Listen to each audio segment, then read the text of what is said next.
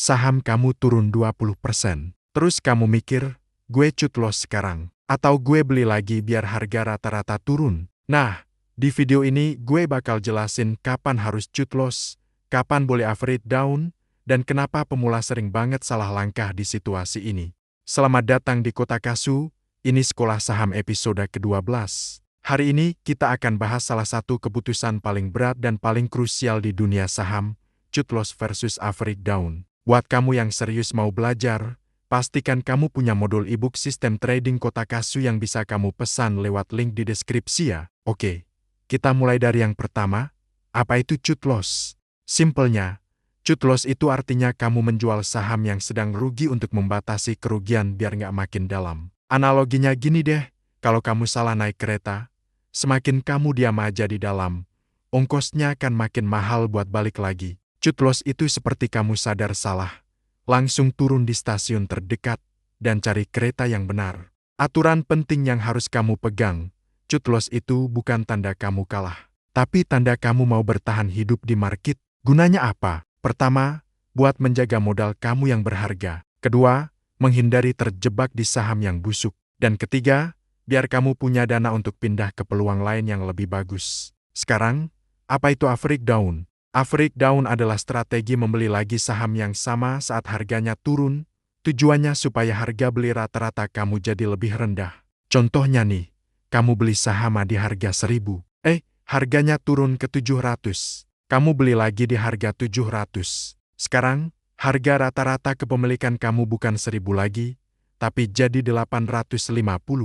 Tujuannya apa? Biar sahamnya nggak perlu naik sampai 1.000 lagi untuk kamu balik modal, cukup naik ke 850 aja kamu udah impas. Kedengarannya bagus kan? Tapi ingat, average down itu seperti pedang bermata dua. Kalau salah pakai, bisa fatal banget. Nah, disinilah letak kesalahan fatal kebanyakan pemula. Mereka melakukan average down di saham yang jelek. Pemula sering banget average down bukan karena yakin fundamental perusahaannya bagus, tapi karena denial, karena nggak mau terima kenyataan kalau mereka rugi. Alasannya biasanya kayak gini, masa iya sih gue rugi? Atau sabar aja, nanti juga pasti balik lagi kok harganya. Atau yang paling klasik, wah, murah nih, sikat lagi.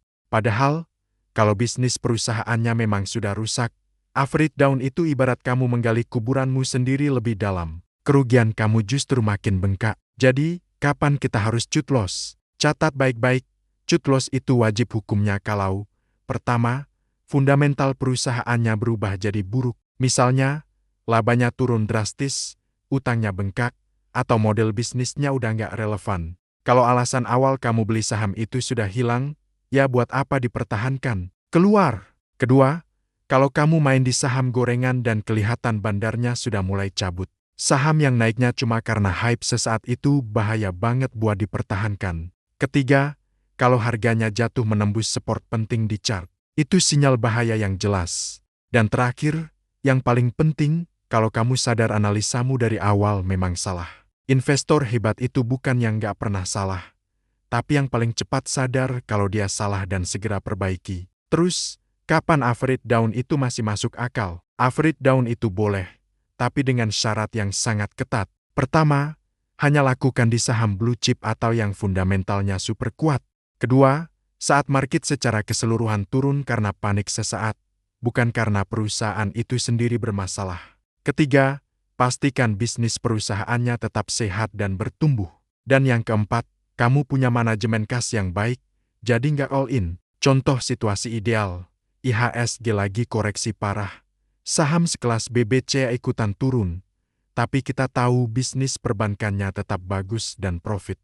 Nah, di situasi kayak gini, average down itu masuk akal. Jadi aturan emasnya, average down hanya untuk saham bagus, cut loss untuk saham jelek. Sebagai pemula, gimana strategi amannya? Pakai aja aturan yang simple dulu. Pasang batas cut loss maksimal di 7-10% dari modal belimu.